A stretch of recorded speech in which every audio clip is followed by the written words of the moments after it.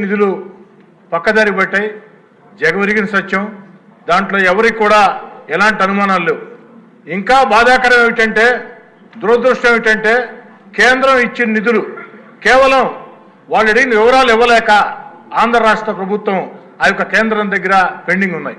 నేను రాష్ట్రం అంతా మాట్లాడటంలా నెల్లూరు రూరల్ నియోజకవర్గం గురించి ఒక్క సంఘటన చెప్పి ఆనాటి వైఎస్ఆర్ కాంగ్రెస్ పార్టీ ప్రభుత్వ దుర్మార్గాన్ని, ఆనాటి ముఖ్యమంత్రి జగన్మోహన్ రెడ్డి గారి దుర్మార్గాన్ని ఈ సభ ద్వారా ప్రపంచానికి తెలియజేయాలని చెప్పిన నా కోరిక. అధ్యక్ష, నెల్లూరు రూరల్ నియోజకవర్గంలో దేవరపాడెంలో నరసింహకొండ ఉంది. నరసింహస్వామి దేవస్థానం. కలియుగ వెంకటేశ్వర స్వామి వైకుంఠం నుంచి తిరుమల వచ్చేటప్పుడు ఏదైతే భూలోకంకి వచ్చినప్పుడు తొలి అడుగు నరసింహకొండలో వేస్తే రెండో అడుగు కడప దేవుడి గడపలో వేసి తిరుమల వెళ్ళాడు. అంత ప్రసిద్ధి చెందినటువంటి పుణ్యక్షేత్రం.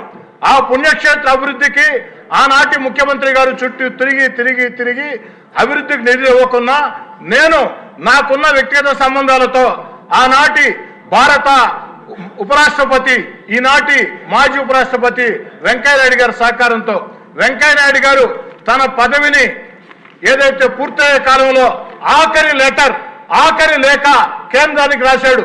ఇది నెల్లూరు జిల్లాలో ఉంది. నెల్లూరు రూరల్ ఎమ్మెల్యే చెప్పేది వాస్తవం. కేంద్ర ప్రభుత్వం నిధులు ఇవ్వాలంటే వెంకయ్యనాయుడు గారి మీద గౌరవంతో ఆనాడు టూరిజం శాఖ మంత్రి కిషన్ రెడ్డి గారు ఏదైతే 50 కోట్ల రూపాయల నిధులు కేంద్రం నేరుగా విడుదల చేసింది. ఇందుకు ఈనాటి మంత్రి సత్యకుమార్ గారే ఒక సాక్ష్యం. అయితే బాధాకరం అధ్యక్ష, ఆ నిధులు విడుదల చేసిన తర్వాత 15 రోజులకి వైఎస్ఆర్ కాంగ్రెస్ పార్టీకి నేను దూరం కావాల్సి వచ్చింది. కానీ వైఎస్ఆర్ కాంగ్రెస్ పార్టీ దూరం జరిగినా ఖచ్చితంగా నరసింహస్వామికి న్యాయం చేస్తారు. దేవుడి మీద నమ్మకం ఉండేవాళ్ళు ఈ పని ఎవరో కూడా ఆపరం భావించా. కానీ ఆనాటి ముఖ్యమంత్రికి ప్రజల మీద నమ్మకం లేదు, దేవుడి మీద నమ్మకం లేదు. దుర్మార్గంగా దాన్ని ఆపేశాడు.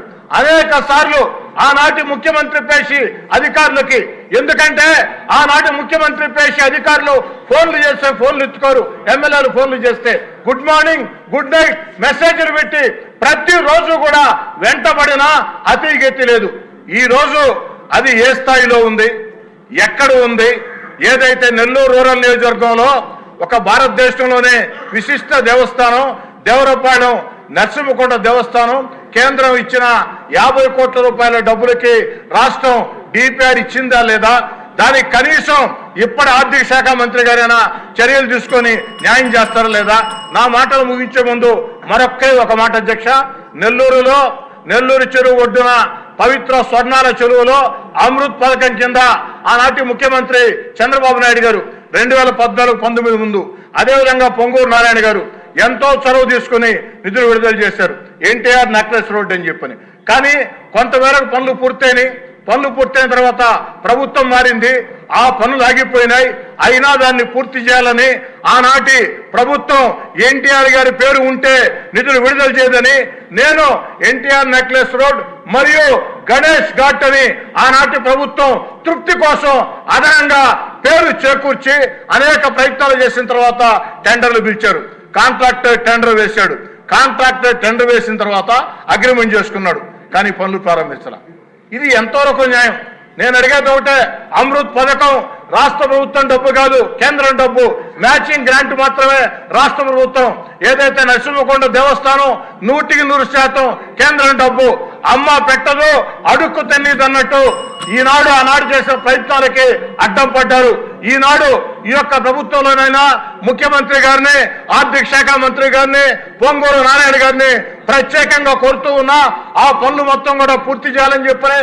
ఎందుకంటే ఇవన్నీ యువ నాయకుడు నారా లోకేష్ గారు పాదయాత్రతో నెల్లూరు జిల్లాకు విచ్చేస్తే నెల్లూరు నడిబొడ్డున వేలాది మంది సమక్షంలో నారా లోకేష్ గారు నెల్లూరు రూరల్ నియోజకవర్గంలో ప్రజలకు ఇచ్చిన హామీల్లో ఈ 2 హామీలు కూడా ఉన్నాయి అని గుర్తు చేస్తూ వీటిని నెరవేర్చాలని కోరుచూ సెలవు తీసుకుంటూ ఉన్నా. ఓకే.